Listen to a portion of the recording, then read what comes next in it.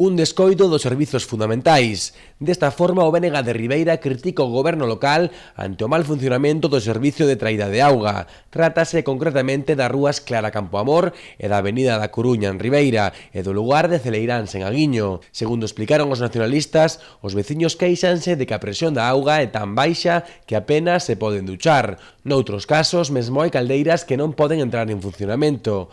Para o BNG, a orixe dos problemas comeza no goberno de Ruiz Rivas. Creen que se están descoidando os servizos fundamentais, como son a rede de sumidoiros, a limpeza e recollida de lixo ou a traída de auga. O edil nacionalista Luís Pérez Barral ve comprensible que haxa problemas puntuais como son averías ou rompeduras de tubaxes, mas non comprende esta situación, polo que insta ao Executivo a poñerse as pilas para mellorar a calidade dos servizos fundamentais. Desta forma, o BNG de Ribeira pedirá ao goberno de Ruiz Rivas a información necesaria para saber cales son os motivos da falta de presión do servicio de traída de auga.